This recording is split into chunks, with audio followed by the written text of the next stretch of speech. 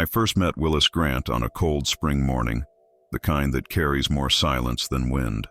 I had stopped at the old feed store on Highway 34, looking for nothing in particular, when I noticed a man standing by the empty grain bins outside.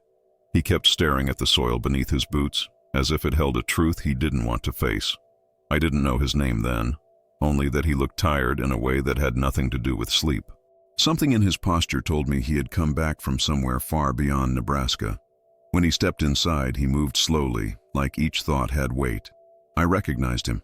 Everyone in this part of the state knew the Grant farm, but Willis's face carried an older sadness now, the kind that doesn't appear overnight. His eyes met mine for a moment, and there was something unsettled there, something that didn't belong to the present. He nodded politely, but it wasn't the nod of a man greeting a neighbor. It was the nod of someone carrying a secret he didn't choose to keep. He didn't speak at first. He just stood near the window, watching the fields across the road. The morning light made the ground look pale, as if the season hadn't decided what it wanted yet. Then, almost in a whisper, he asked me if I had ever seen a place I knew, truly knew, look completely unfamiliar. I told him I wasn't sure. He looked back at the road, his jaw tightening, and said he had. He said he had walked his own farm, the same one he'd tended for decades, but in a time he shouldn't have been able to reach. I didn't laugh. Something in the way he spoke, slow, careful, almost apologetic, made it impossible to doubt him. Willis wasn't the kind of man who invented stories. He said he had stepped forward, without knowing how, and found his land in a future that didn't resemble anything he recognized. His voice shook when he described the silence there, the way the wind carried nothing but dust. But it wasn't the emptiness that broke him. It was the reason for it. Someone close to him, someone he trusted, had made sure nothing would grow there again. And Willis had returned to the present with that knowledge, unsure of how much time he had left before that future arrived. I didn't know what to say to Willis at first. Men like him spend their whole lives on the same soil, learning every shape of it, every sound the wind makes as it moves through the rows. When he told me he had walked his farm in the future, the words didn't sound impossible. They sounded heavy, like something he'd carried alone for too long. We sat on two old plastic chairs near the back of the feed store, away from the noise of customers. Willis kept rubbing his hands together as if trying to warm them, even though the room wasn't cold. He said the strange part wasn't the way he got there. He didn't wake up in a dream or step into some bright light. He was checking the far edge of his property, the place where the fence bends toward the creek, when everything around him shifted. The sky kept its color, but the air felt wrong, thin and unfamiliar. When he realized he was standing in a future version of his own land, he didn't feel fear at first. He felt confusion. The fields he had planted that spring were gone. The soil looked pale and tired, like it had been worked too many times and abandoned halfway through. He walked the property in slow circles, calling out for anyone, but the wind didn't carry any sound back to him. Only later did the fear settle in, when he understood the damage wasn't natural. The patterns in the soil were too clean, too deliberate. Rows that should have been full of life were cut short, almost as if someone had gone through them with purpose. And as he stood there, staring at the shape of loss in the land he loved, he realized something even worse. Whoever did this wasn't a stranger. Willis returned unsure of what to do with what he had seen, and unsure of how to stop a future that already felt familiar. Hi, my name is Arthur. If you're enjoying this story, I'd be grateful if you subscribe to the channel. It helps me keep sharing these moments that stay with us long after they happen. Have you ever felt like time showed you something before you were ready to understand it? Thank you for being here with me. Now let's return to the story. I drove out to the Grant farm the next morning because I couldn't get Willis's story out of my mind. Even though he hadn't asked me to come, something about the way he spoke, careful, tired, almost ashamed, made it impossible for me to sit at home pretending everything was normal. The gravel road leading up to his property was quiet the way most Nebraska mornings are, a slow hush rolling over the fields as if the land was still deciding whether to wake. The sky had that pale early light that makes the horizon look endless. Nothing felt unusual, and maybe that was why his fear stayed with me. It clashed with how ordinary everything appeared. When I pulled up beside his barn, I saw him standing near one of the fences, leaning slightly against a post as if he'd been waiting for someone, but didn't want to admit it. Willis wasn't a frail man. Years of work had built strength into his shoulders, but he looked smaller that morning, tired in a way that settled into bone. He lifted his head when he heard my truck door close, and I noticed he didn't look surprised to see me, almost like he knew I'd show up. He didn't speak right away. We just stood there for a moment, letting the quiet stretch out between us. The only sound was the light tapping of the loose metal plate on his barn roof, clicking every time the wind moved just right. His fields were bare for the season, waiting for planting, and the soil was dark and heavy with last night's frost. Nothing about the place hinted at the future he claimed to have seen, but his eyes kept drifting over the land in slow, unsettled passes. Eventually he motioned for me to follow him toward the edge of the property. We walked side by side, boots sinking slightly into the soft ground. Willis kept his hands tucked into the pockets of his jacket, shoulders hunched forward a little, like he was bracing himself for something he still wasn't ready to say. I didn't push. Men like him aren't moved by pressure. They speak only when something in them decides it's time. When we reached the far fence line, he stopped. It was an unremarkable place, just a stretch of old posts and wire leading toward the creek, but the way he stared at it made the space feel different, heavier somehow. He rested his hand on the top rail, fingers brushing across the worn wood, and finally let out a slow breath. "This is where it happened," he said. His voice wasn't shaking, but it carried the kind of stiffness you hear when someone tries to keep themselves steady. He pointed to a narrow path leading down toward the trees.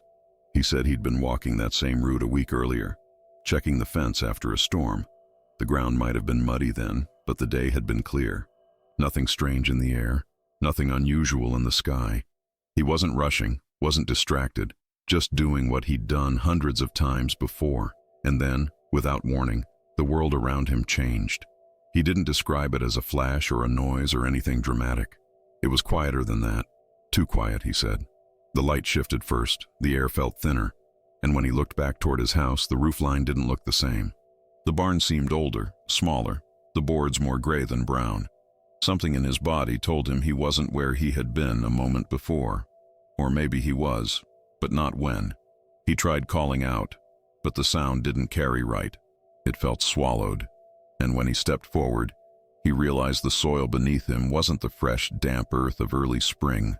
It was dry, pale, beaten down like it had been left too long under a harsh sun.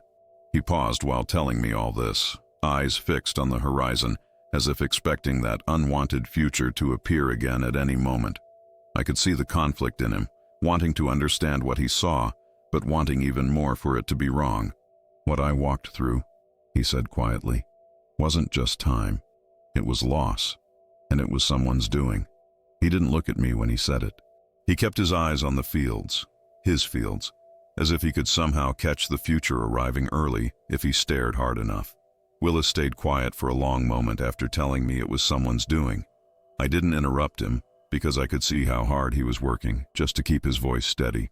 The wind passed over us, carrying the faint smell of old hay from the barn, and for a second it felt like the whole farm was holding its breath with him.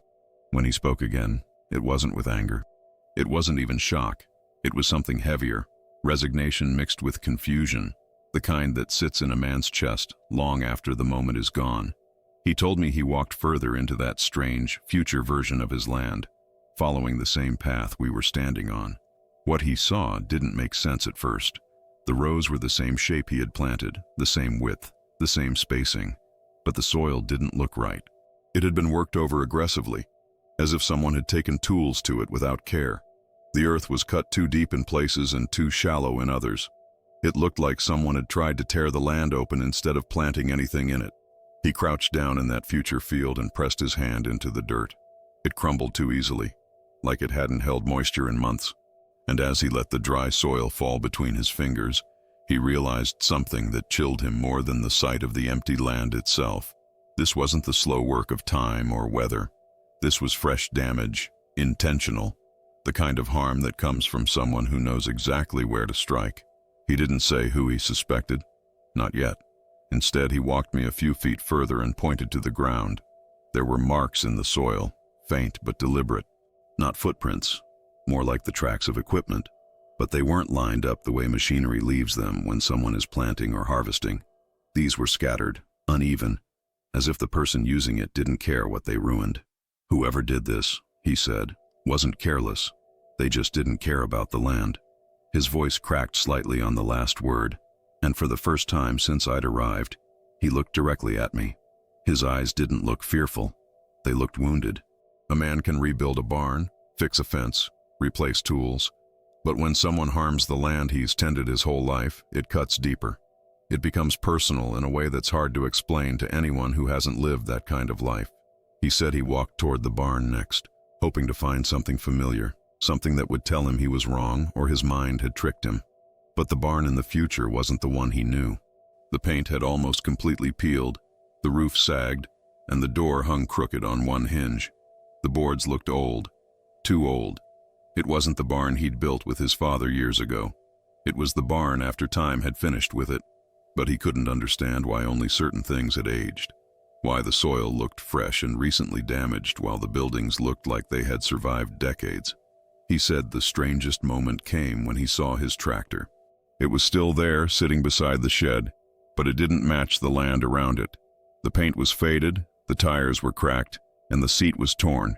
But the dirt under the tires, fresh, pale, disturbed, looked recent, as if the machine had been driven across that ground not long before he arrived. The mismatch unsettled him more than anything else. This future wasn't old, he said quietly. It was unfinished, like someone had been working on ruining it, piece by piece. He paused again, and the silence settled between us like dust. Then he said something that made the back of my neck tighten. I wasn't alone there. He didn't mean he saw someone directly. He meant he felt it, a presence, the unmistakable sense that someone had been on that land not long before he arrived in that future moment, someone who knew the place well enough to move through it without leaving obvious traces, someone familiar. Willis looked back at his fields, the real ones, alive with the possibility of a normal season, and his voice lowered to almost a whisper.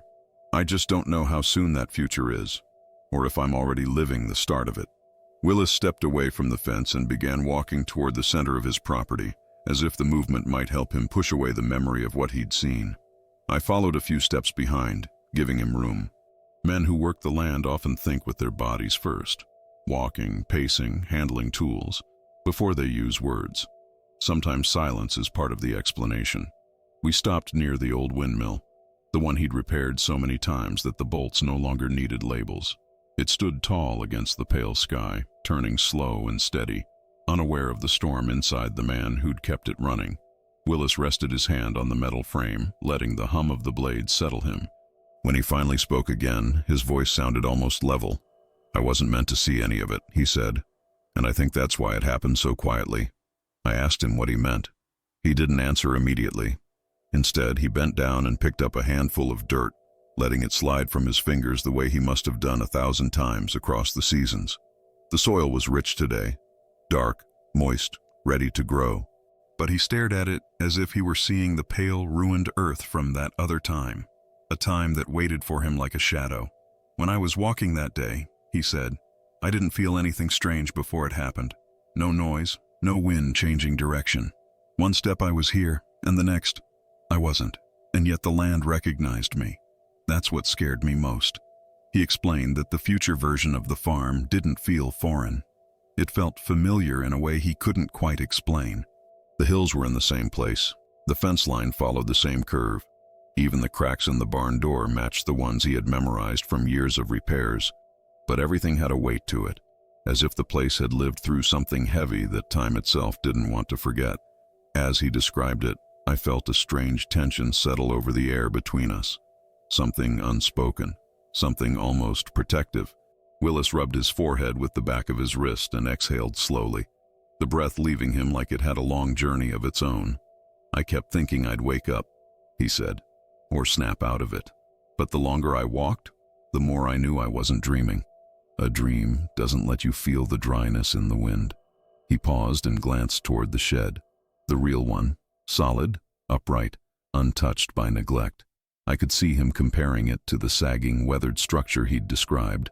He swallowed hard. I didn't see a person, he said, but I felt them. You know when someone's been in a room right before you? The air changes. There's a shape to the silence. That's how it felt. He said he followed the disturbed soil around the shed, tracing the scattered marks left behind. The equipment tracks were uneven, stopping abruptly, then starting again at sharp angles, signs of someone working fast, without care, someone who wanted to break things, not build them. He told me he knelt in the dirt and pressed his palm against one of the deeper cuts in the earth. It was still fresh, not dried out like the rest. The shape of it was wrong, not the way ground breaks under a plow or shovel. It looked forced, ripped, a wound left by someone who knew exactly where to hurt the land. And as he knelt there, he felt something sink in his chest, something he didn't want to say at first. "I recognized the way it was done," he finally whispered. "Not because I've ever worked the land like that, but because I know who would." His voice trembled for the first time since he'd begun telling his story, not with fear, but with a grief so old it almost felt new again. "I didn't want to believe it," he said, "but the way the soil was torn up, the pattern of it, it matched the habits of someone close, someone who's been on this land with me for years." He didn't say the name. Not yet. It hung in the air between us like a weight that neither of us wanted to touch. Willis looked out over the fields, the real fields, full of promise and sun, and the quiet hope of another spring. "I don't know how much time I have before that future arrives," he said softly, "but I can feel it getting closer, like footsteps in the soil." Willis didn't say the person's name that morning, and I didn't push him for it. There are moments in a man's life when naming something too soon feels like sealing a future he isn't ready to face. So instead of asking who he suspected, I asked him to walk me through the moments right before the shift happened, before he stepped into that future version of his land. Sometimes the way a memory forms can reveal more than the memory itself. He took a deep breath and turned toward the path leading down to the creek. We walked slowly, our boots crunching lightly on the frost-hardened soil. He said the day it happened had been uneventful, the kind of morning you forget a week later. He'd started early, checking the fence line after a storm had blown through the night before. Nothing unusual, no strange sounds, no sudden temperature drop, just the routine life he had lived for decades. He reached the same spot where the fence bends, a place where the land dips slightly before climbing again toward the open field. He said he paused there, not because anything felt strange, but because he'd always stopped in that spot. His father used to say it gave the best view of the property. Willis had grown up hearing those same words, and over time, the habit had rooted itself deep into him. When he looked out that morning, the fields looked normal. The barn stood where it always had. The wind moved across the grass in soft waves. Then, without any warning or sign, the air felt different. He described it as a sudden quiet, not silence, but quiet, a change in the way sound carried, a shift so subtle that anyone else might have missed it entirely. It wasn't dramatic, he told me. It was like someone turned down the world just a little. He took one more step forward, and the world changed. He didn't fall or blink or feel himself move. One step he was in the present, the next he was in a place that looked familiar but hollowed out. The hills lined up the same way, the barn was still standing, but every shape felt older, emptier, as if he were looking at a memory of his home instead of the real thing. He said he didn't panic at first. Surprise maybe, but not fear. The mind tries to make sense of the impossible by reaching for the familiar. He told himself maybe the light had shifted strangely. Maybe he was tired. Maybe he had walked farther than he realized. But as he moved across the field, the truth became clearer with each step. This wasn't a trick of perception. This was his land, but in a time he shouldn't have reached. He walked the rows out of instinct, tracing the lines his hands and tools had shaped for so many years. Yet nothing grew there. The soil was pale, drained, stripped of life the way a field looks only after deliberate harm. He felt the emptiness long before he understood its meaning. "I kept waiting for a sign that it wasn't real," he said softly. "But real things have weight, and this place had weight." He remembered kneeling in one of the damaged rows. The soil crumbled dry against his palm. But it wasn't the dryness that struck him hardest. It was the order of the damage. It came in patterns, familiar in their structure, the way someone who worked the land for years might make them if bitterness or envy guided their hands. He stood and walked further, toward the barn. Its roof sagged. The paint had peeled almost entirely. A sense of abandonment settled over everything. The smell of dry earth filled the air, sharp and tired. I felt like I had stepped into the final chapter of something I hadn't finished writing yet. he said. When he reached the shed in that future landscape, he noticed the disturbed soil, fresh marks, harsh lines, tracks that didn't belong to the weather or time. Someone had been there not long before he arrived. Someone who knew the land as well as he did. And then he felt it, the unmistakable sense of a presence nearby. Not seen, but felt, like the quiet after a door has just closed. That, he said, was the moment I realized the future wasn't waiting for me. It was warning me. He sighed, looking out over the real field before us, the one still full of life and possibility. And I don't know how to stop a warning from becoming a truth. Willis and I stood near the windmill for a long while, letting the quiet settle around us. You can learn a lot about a man in silence, how he breathes when he's thinking, how his eyes move when he's remembering something he'd rather forget, how his hands tighten when he's carrying a truth that feels heavier than any tool he's ever held. Willis didn't rush. He wasn't the type, but I could tell the weight of what he'd seen was becoming too much to keep inside. He finally began walking again, heading toward the old storage shed. I followed a few paces behind, watching the way he studied the ground with each step. He wasn't looking at the present. He was looking for signs of the future he'd already walked through, the future that had already betrayed him. "Arthur," he said quietly, "you ever notice how land remembers things? Not just seasons or storms, but people." I told him I wasn't sure. I'd always believed memory belonged to the mind, not the soil. But the way he spoke made me wonder if I'd been wrong all these years. "When I was in that future," he continued, "the land felt tired, not in the way fields get after a dry year. This was different. This was the kind of tired that comes from being mistreated on purpose." We reached the shed. In the present, it stood solid, its boards weathered but strong, the door still hanging straight. He ran his hand along the edge of the frame, letting his fingers rest on the wood. I could see him comparing it to the broken version he'd seen. His hand trembled just slightly. "There were marks here," he said, tapping the wood lightly. "Deep ones, like someone had been trying to force it open, not knowing or caring what they broke along the way." I waited, letting him take his time. He stepped around to the back of the shed, where the grass grew uneven and the soil softened near the drainage line. He crouched down, pressing 2 fingers into the dirt as if checking its pulse. "In that future, this area was scraped raw," he said. "Long, uneven cuts, someone dragging equipment through it without purpose, or maybe with the wrong kind of purpose." He looked up at me, the morning light catching in his eyes. "You spend your life working a place," he said, "and you start to know the difference between damage and neglect. This wasn't neglect." I understood then what he was struggling with. The idea that someone he trusted, someone close enough to walk this land freely, could be responsible for what he saw. That the ruin wasn't caused by time or weather or bad luck, but by hands familiar to him. He stood slowly, brushing the dirt from his fingers, and we walked toward the small rise behind the shed. From there, the view opened wide. His farmhouse sat in the middle distance, quiet and steady, the roof catching the light. The barn stood tall, the fields spread out in soft, peaceful lines. It was a scene full of promise, so far removed from the future he'd stepped into that it almost seemed unreal. But he didn't look comforted by it. If anything, the contrast made the fear sit deeper in him. "I didn't just feel someone there," he said. "I felt recognition, as if the land itself knew who had harmed it, like an old ache that returns when the same hand touches the same wound." He paused, his gaze fixed on the farmhouse. "I know who would do it," he said finally, his voice low and strained. "I've known for a long time, but knowing something in your gut is different from seeing the proof of it standing right in front of you, years before it's supposed to happen." He tapped his thumb against his palm, a nervous habit I'd never seen from him. "And the worst part?" he whispered.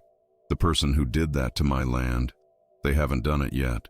A chill moved through me, not from fear, but from the quiet truth in his voice. He wasn't warning me of a stranger or an outsider. He was telling me that betrayal often grows closest to home, silent and patient, waiting for its moment. Willis looked at his fields again, the real ones, and I could see how deeply he loved them. The future he saw wasn't just empty soil, it was the breaking of something sacred.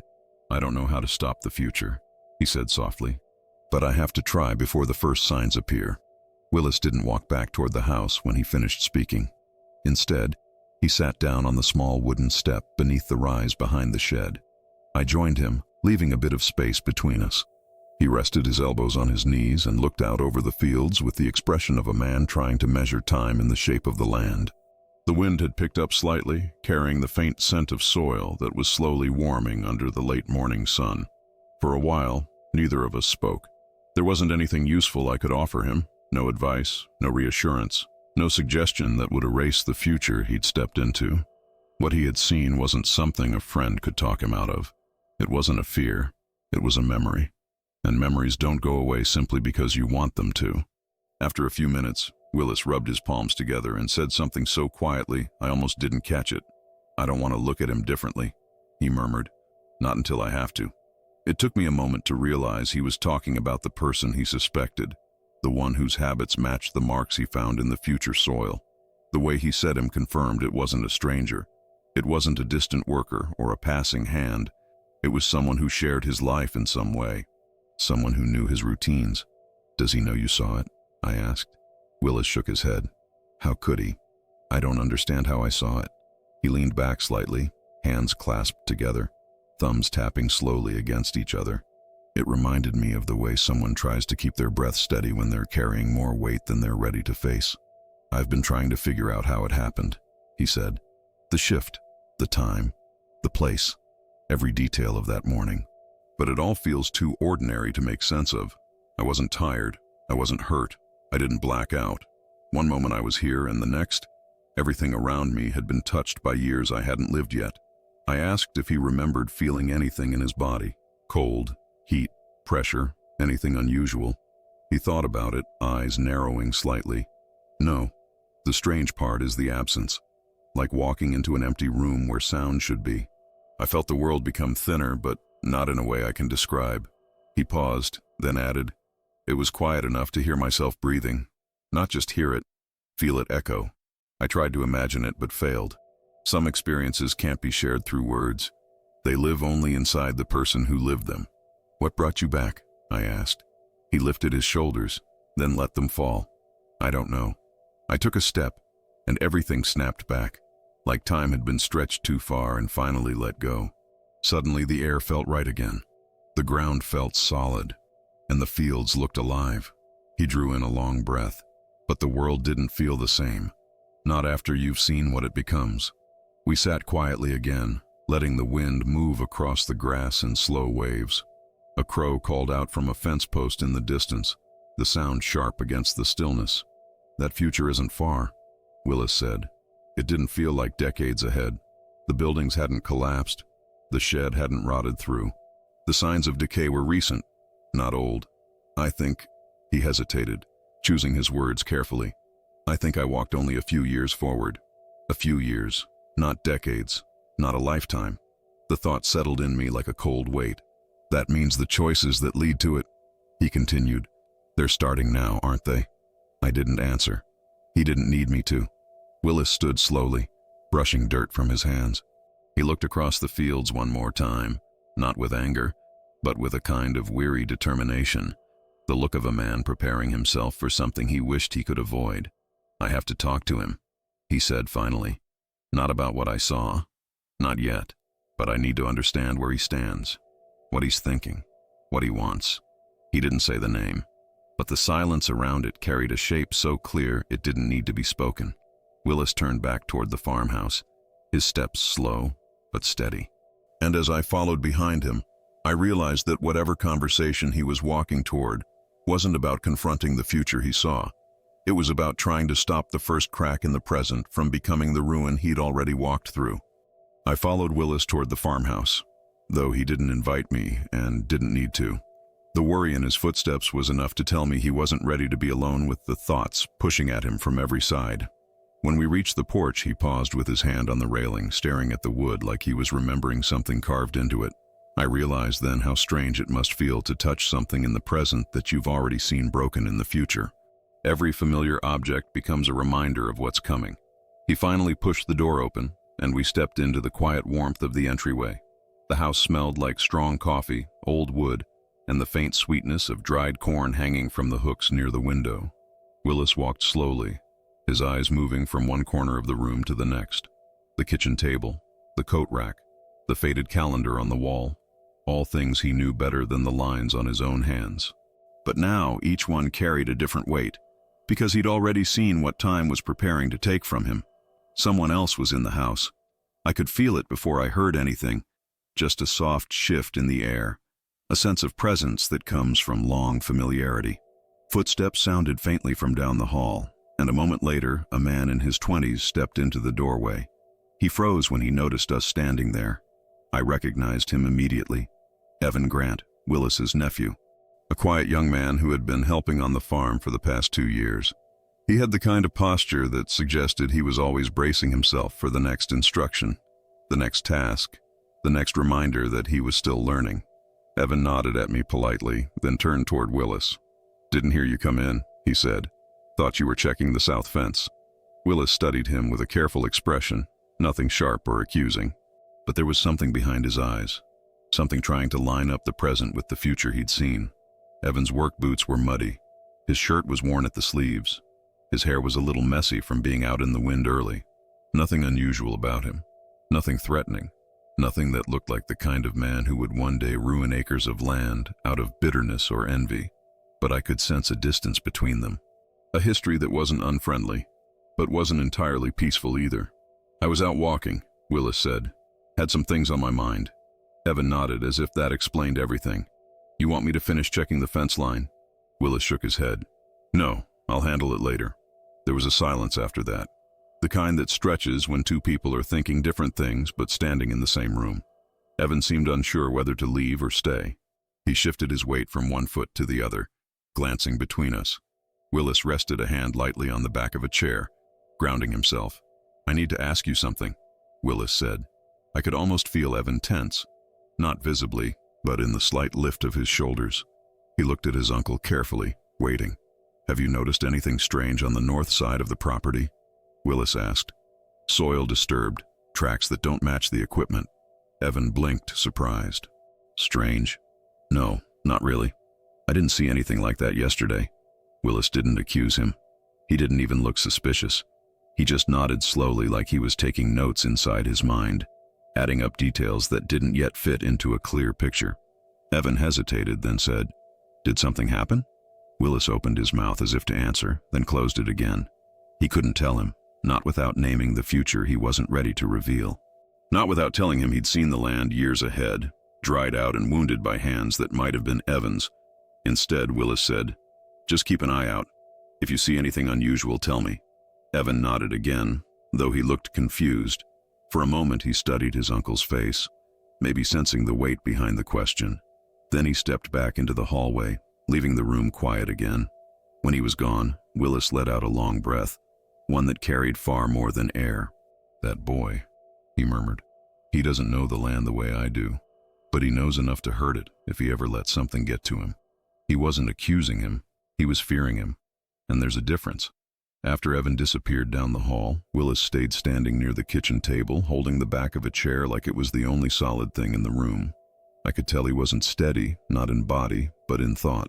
The sight of his nephew had shaken something loose, something he'd been trying not to name.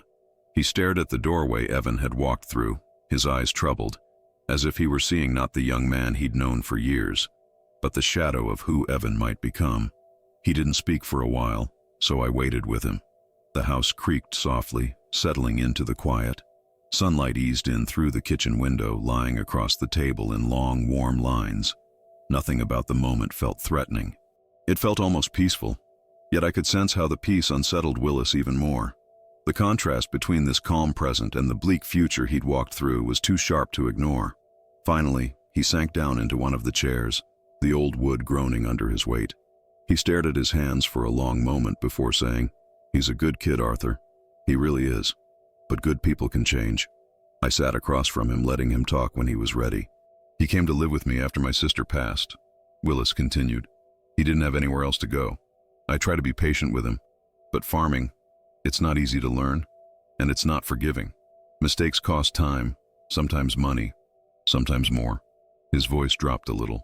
"We've had arguments, not big ones, just frustrations. He wants to do things his own way, and I want to do things the way they've always worked.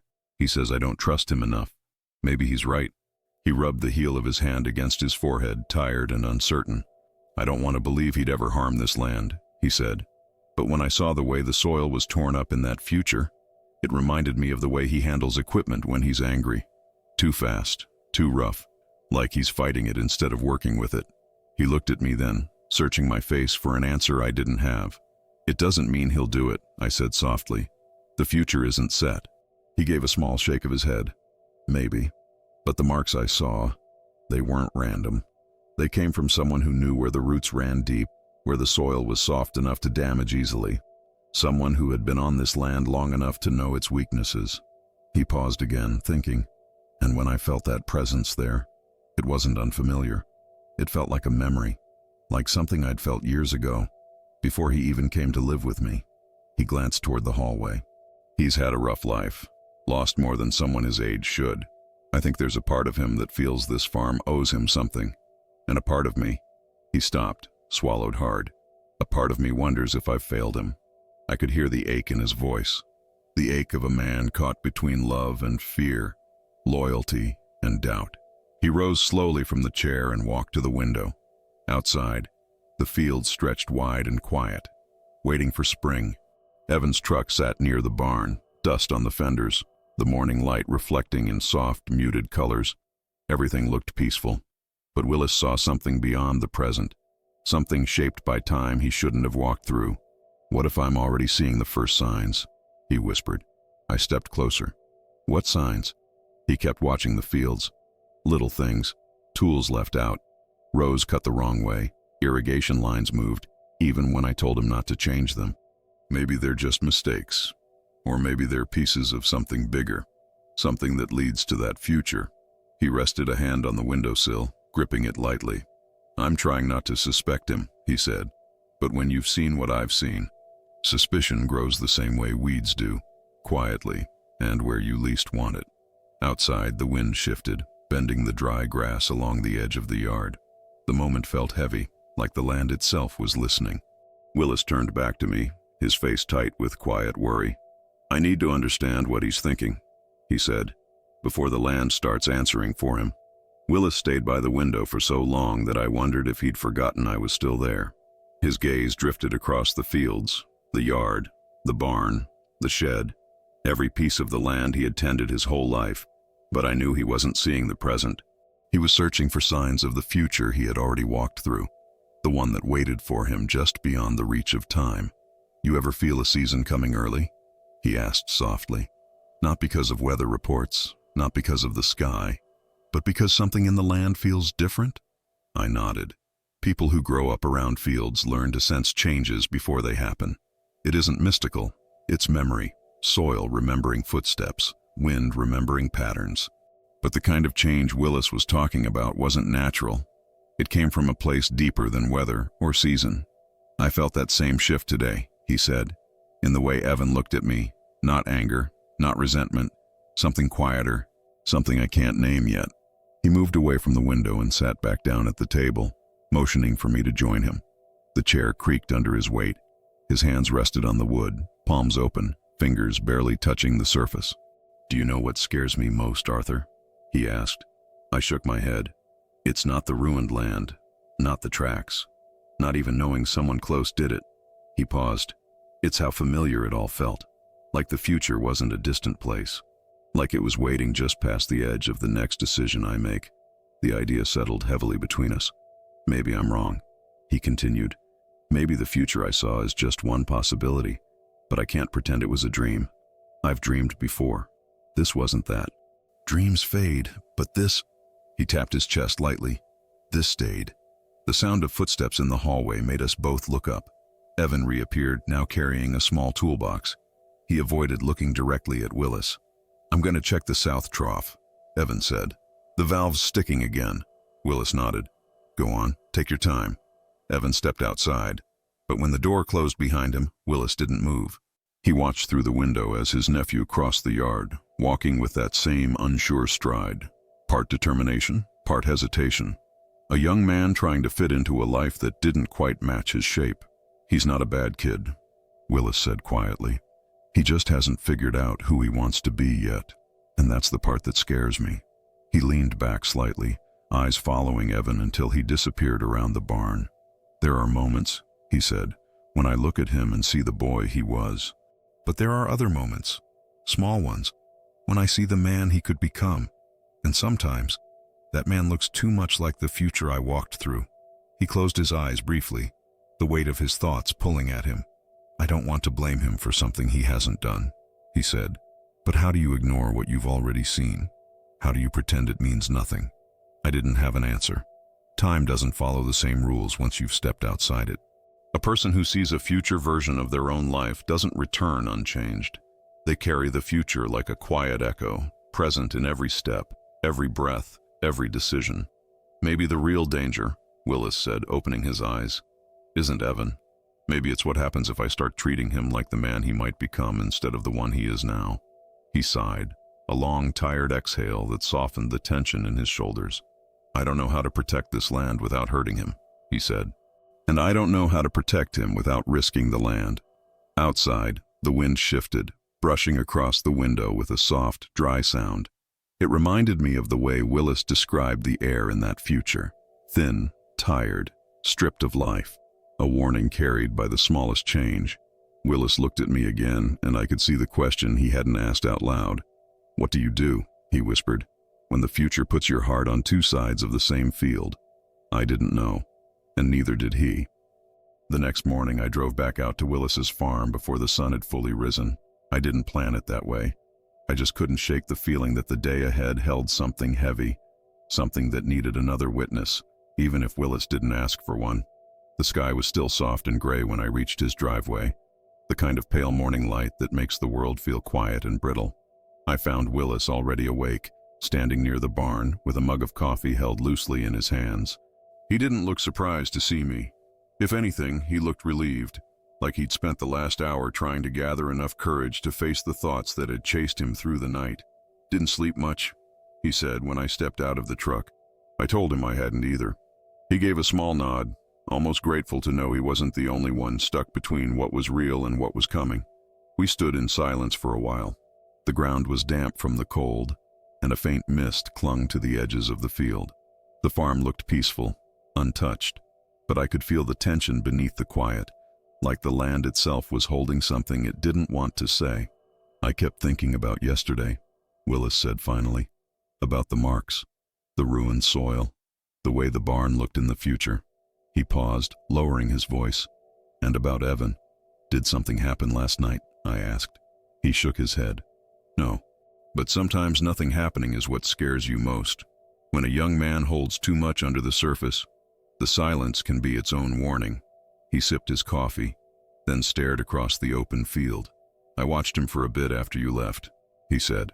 "He worked quietly, didn't seem upset, didn't seem restless, just distant, like he was carrying something he didn't want to put down." Willis sighed. "That distance is new, and it feels too close to what I felt in that future." We walked to the north side of the barn where the ground sloped downward toward the creek. The soil there was darker, softer. Willis crouched down and pressed his fingers into the earth, not to test it, but to reassure himself it was still alive.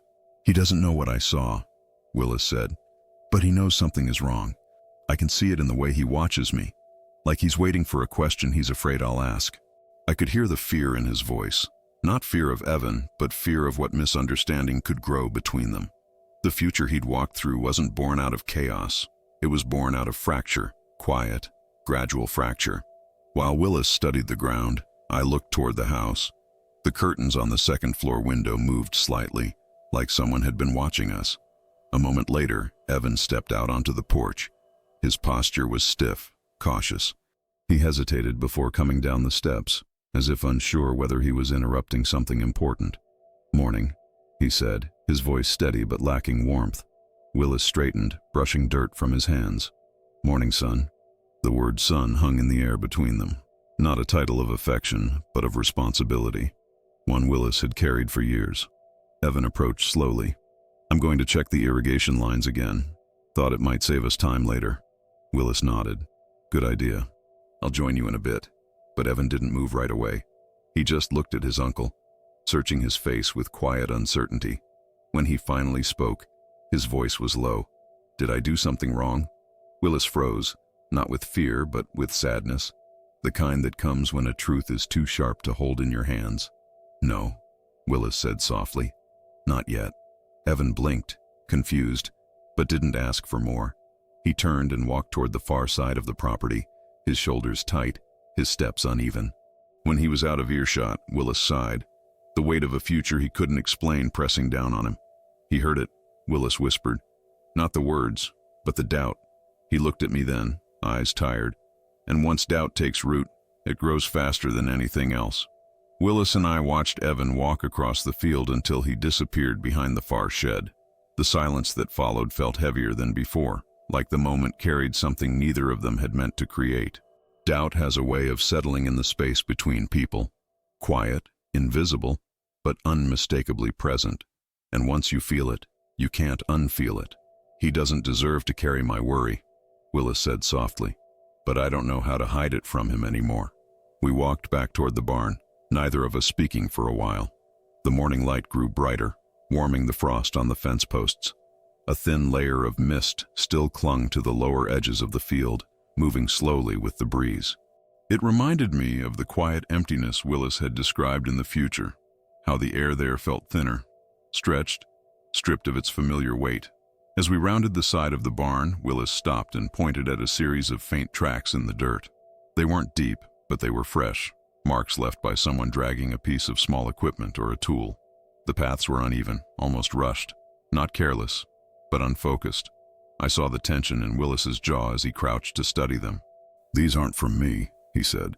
"I didn't walk here yesterday." "Evan?" I asked gently. He didn't answer. He didn't need to. The tracks curved sharply near the fence, then disappeared into a patch of ground that had been disturbed more than the rest. The soil there was softer, the marks deeper. Something, or someone, had pressed into the earth with more force than necessary. Willis touched the ground with his fingertips. "This is the same kind of mark I saw in the future. Not exact, but close enough to make my chest tighten." His hand trembled slightly as he stood. He wasn't frightened. He was grieving something that hadn't happened yet, but would, if he didn't understand how to stop it. We continued walking until we reached the irrigation lines. Evan was crouched beside the valves, adjusting one of the connections. He heard us coming and stood, wiping his hands on his jeans. His expression was guarded, the way someone looks when they're preparing to be judged. "I tightened the joint," Evan said. "It was leaking a little." Willis nodded, trying to sound steady. "Good. You did it right." But Evan didn't respond to the praise. He kept watching his uncle with an expression that wasn't anger or confusion. It was caution, a quiet uncertainty that had settled into him after their earlier exchange. "Uncle Willis," he said, "if you want me to stay away from the north side for a while, I can. I won't be offended." Willis blinked, surprised. "Why would I want that?" Evan shrugged, but the movement wasn't casual. "You've been watching me differently. I can feel it. I don't know what I did wrong, but..." His voice grew softer. "I don't want to make things worse." The honesty in his tone struck me. Whatever tension lay between them, Evan wasn't hiding resentment. He was trying to understand a distance he didn't create. Willis stepped forward, lifting a hand as if he meant to place it on Evan's shoulder, but stopping halfway. "You haven't done anything wrong," he said carefully. I've had a lot on my mind. It has nothing to do with you." I could tell Evan didn't fully believe him, but he nodded anyway. The kind of nod people give when they decide it's easier to accept an answer than to ask for the truth. "I'll check the west rows next," Evan said. "If you need something handled first, just tell me." Then he walked off, carrying his tools, his head low but his steps steady. When he was far enough away, Willis exhaled sharply. "He feels every shift," he said, "even the ones I try to hide. He's a good kid, but good kids can get lost when they think they're being pushed aside." He stared at the ground, his voice growing softer. "If suspicion keeps growing between us, it won't matter what the future shows. The fracture will happen because of me." He looked toward the path Evan had taken. "And that's exactly how it begins, isn't it? Not with anger, but with silence." Willis didn't speak for several minutes after Evan disappeared from sight.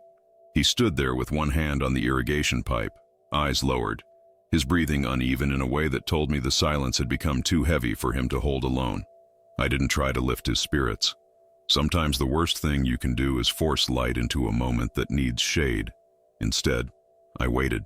giving him room to gather whatever thoughts were weighing him down. Eventually, he let out a slow breath. "I shouldn't have let the doubt show," he said quietly. "A young man sees that once, and it's hard to make him forget it."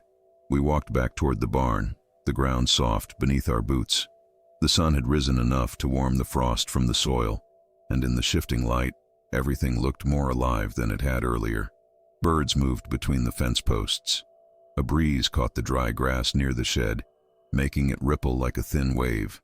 For a moment, the farm looked entirely normal. So normal that it hurt to remember what Willis had seen waiting in the years ahead. Inside the barn, the air smelled of hay and old machinery. Willis walked to the workbench and picked up a small wrench, turning it over in his hand without purpose. "I don't want to push him away," he said, "but I'm scared that trying to protect this land will look like I don't trust him." "You do trust him," I said. He shook his head. "I want to. But trust is different when you've seen what he might become." His voice wasn't angry or bitter. It was tired, the kind of tired that comes from loving someone and fearing the path they might not even realize they're walking. Willis set the wrench down and leaned against the workbench. "My father taught me that land remembers every mistake a person makes, but he never told me what to do when the mistake hasn't happened yet." I didn't know what to say. The rules of time aren't written down anywhere, and the kind of time Willis stepped into wasn't the kind you learn from clocks or calendars. He continued, "When I was in that future, the worst part wasn't the ruined soil. It was thinking about the moment that led to it, the moment where something broke inside him, something I didn't see in time to stop." He rubbed his forehead, eyes closing briefly. "What if that moment is happening now and I'm too blind to notice?" Before I could answer, the barn door creaked open. Evan stepped inside, holding a coiled length of hose. He didn't seem angry, but his face carried a tension I hadn't seen before. A tension born from being caught in the shadow of a suspicion he didn't understand. "I fixed the valve," he said. "It should hold." Willis nodded. "Thank you." Evan hesitated, looking between us. "Uncle Willis, if something's wrong, I need to know. You've been different these last few days, and I don't want to mess things up." His voice wasn't defensive. It was uncertain. The quiet uncertainty of someone who has been trying his best but fears it isn't enough. Willis stepped closer. "You haven't done anything wrong," he said, keeping his tone steady.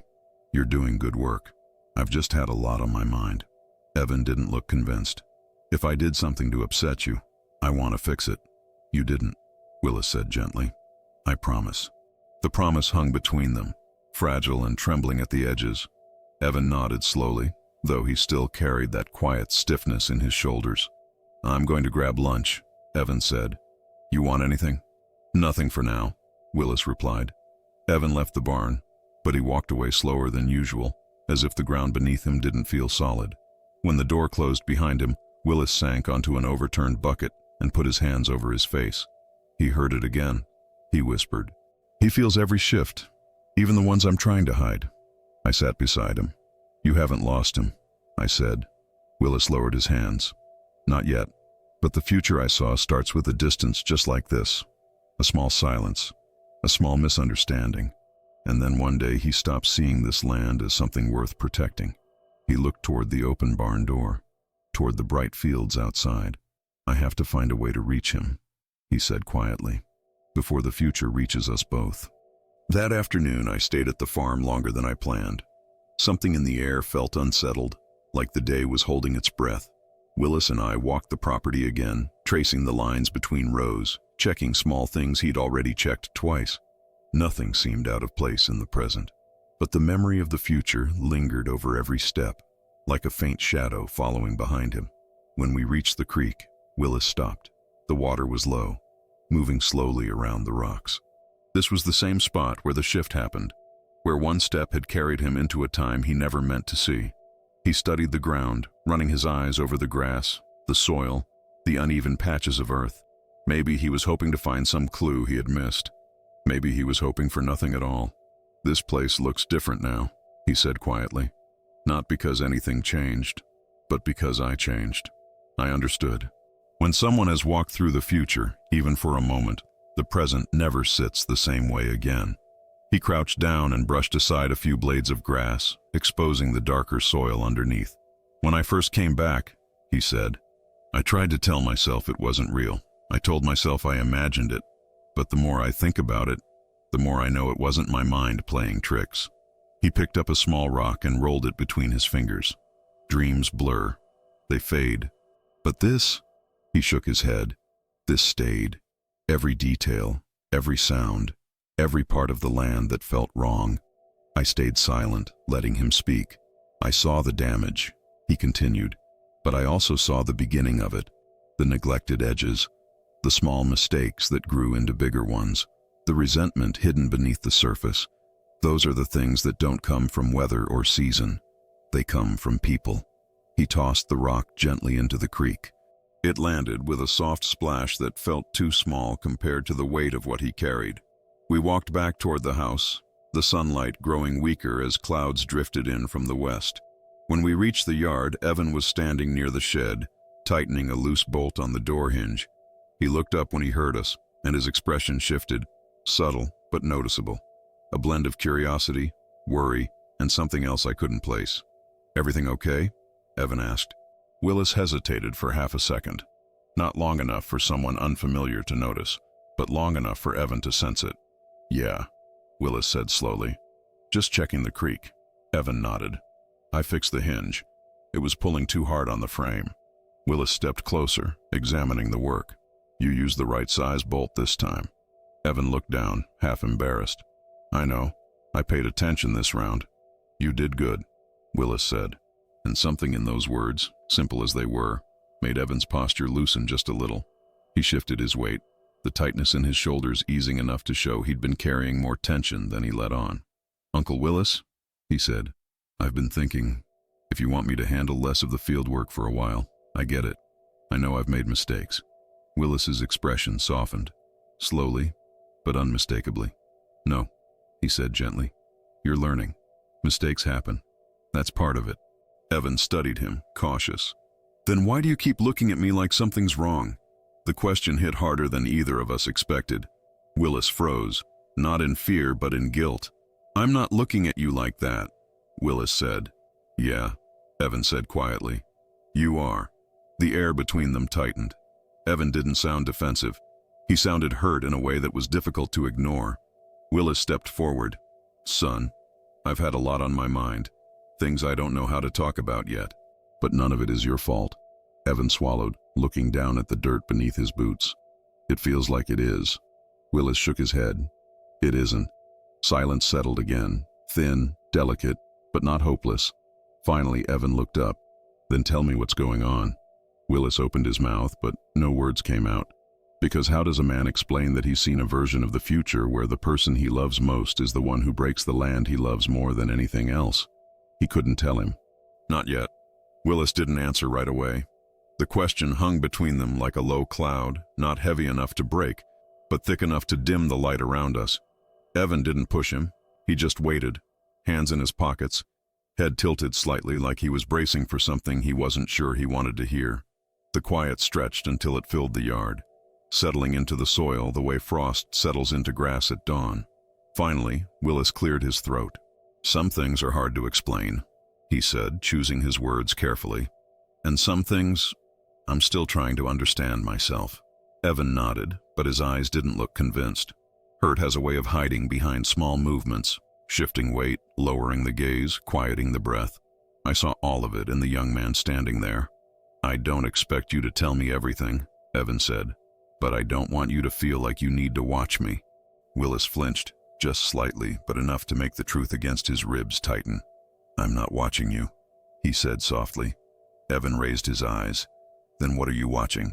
The question was earnest, not sharp, but it still made Willis's face crease with something like pain. He hesitated, looking toward the house, then the barn, then the field. He wasn't searching for the answer. He was searching for a version of the truth he could give without hurting either of them. "I'm watching the land," Willis finally said, "and myself, trying to make sure I don't repeat mistakes before they happen." Evan frowned slightly. "You think something's going to go wrong?" A quiet breeze moved through the yard just then, stirring the dry grass and brushing the hem of Willis's jacket. He took a slow breath, grounding himself. "I think," he said carefully, "that the future depends on things we don't see coming. Small choices, small misunderstandings, things that build quietly. Evan's brow tightened. Are you saying I might do something to mess things up? Willis shook his head firmly. No, I'm saying I don't want anything to come between us, not even fear. That softened something in Evan, but not completely. The young man looked down again, scuffing the dirt with his boot. I just don't want you to think I'm working against you, he said. This place, it's all I've got left. I don't want to lose it. The honesty in his voice hit Willis harder than any accusation could have. Something shifted in him, something subtle but deep. His posture straightened, and for the first time that morning, he looked less like a man running from a future and more like one trying to protect the present. You're not going to lose it, Willis said. Not if I have anything to say about it, and not if we stay honest with each other. Evan lifted his eyes, searching his uncle's face for something solid. Then, whatever's bothering you, can you tell me when you're ready? Not months from now, not after things get worse, just when you can. Willis nodded. When I can, he repeated, and I knew he meant it. Evan gave a small, uncertain smile, the kind a young man gives when he wants to believe things are okay, but isn't sure how to let go of the doubts he's collected. Then he looked toward the west field. I'll finish up before the light fades, he said. He walked off, his steps steadier than before, though still carrying the weight of the conversation. When he was gone, Willis let out a breath he'd been holding since morning. He turned toward me, his face pale, his eyes tired in a way that went beyond lack of sleep. He's not angry, Willis said. He's scared, and I put that fear there. You're scared too, I said quietly. He nodded, eyes drifting toward the creek again. But fear grows two ways, together or apart. And the future I saw, it came from fear growing in the wrong direction. He rubbed a hand over his jaw, as if trying to wipe the years ahead off his skin. I need to tell him eventually, he said, but I'm still trying to understand what it means. How time showed me something I wasn't supposed to see. The wind shifted again, brushing lightly against us. The same breeze that carried over the fields in both past and future. I just hope, Willis whispered, that seeing it early means I can change it. Willis walked with me back toward the house, but his steps slowed as we approached the porch, as if crossing that small stretch of ground meant stepping closer to a future he wasn't ready to face. The sky had turned a muted gold, the kind that settles over a farm just before evening shapes the day into something softer, something older. But even the light felt different, heavier somehow, like it carried the memory of somewhere he'd already been. We sat on the porch steps. The wood beneath us was warm from the afternoon sun, and for a moment, the world felt quieter than usual. The wind had eased, the birds had settled, and the only sound was the faint creak of the barn door swinging slightly with each breeze. Willis rested his hands on his knees, staring at the fields. I keep thinking about the soil, he said. The way it felt in that future, dry, lifeless, like something had been taken from it. Not just nutrients, but purpose. He leaned forward slightly, elbows pressing into his thighs. When I touched the ground, I felt the same ache you feel when you lose someone before you're ready. The kind you carry for years without saying a word. I didn't interrupt. There was something fragile in his voice, something that needed room to be spoken. The land responded to me, he continued, not in any strange or magical way, but the way a familiar place recognizes footsteps. I could feel the history in it, every season, every harvest, every mistake I ever made. He paused, and I could feel the marks that didn't belong to me. A quiet tension settled between us. That's when I knew the damage wasn't accidental. His voice dropped. It was personal.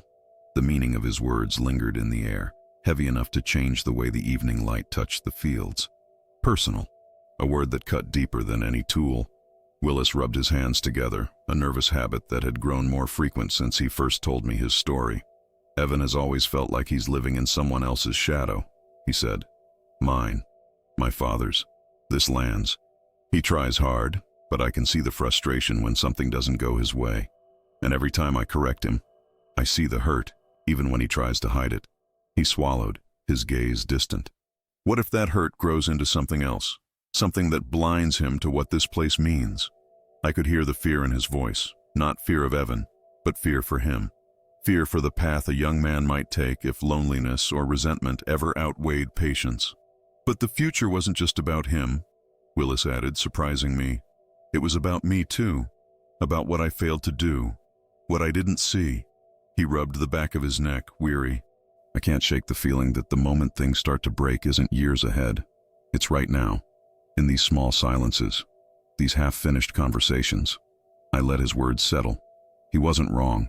Futures rarely begin with dramatic events. They begin with tiny fractures, barely visible at first, growing through the spaces where understanding should be. He looked at me. You believe me, don't you?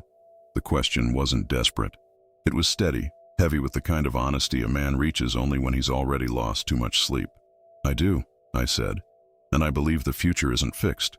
Willis nodded, though the movement was faint. I've been thinking, he said. Maybe time didn't show me the future to punish me. Maybe it showed me because I'm supposed to change something. Do you think you can? He inhaled deeply, eyes drifting back to the fields. I don't know, but I know I have to try. Evening settled around us, soft and uncertain. The shadows grew longer along the edges of the yard, stretching across the soil like quiet reminders of the time he'd walked through. Far in the distance, I saw Evan near the west rows, checking the lines, moving carefully. There was no anger in his posture, just effort, just someone trying. Willis noticed him too. His shoulders loosened, just a little. The future I saw doesn't have to be ours, he said softly. Not if I reach him now. Not if I find a way to bridge what's breaking. He stood slowly, brushing off the dust from his palms. I'm going to talk to him tonight, he said. Not about the future, about us. And for the first time that day, his voice held something fragile, but real. Hope. Willis didn't end up talking to Evan that night. Not in the way he planned. When the sun went down and the house fell into its evening quiet, he told me he wanted to wait until morning. Said he needed a clear mind, not one clouded by fear.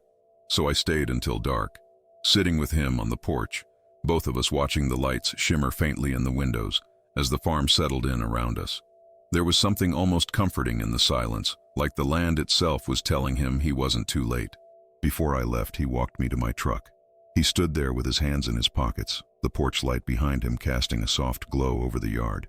Arthur, he said, I don't know why time showed me what it did, but I think it was less about warning me of the future and more about reminding me to be present now.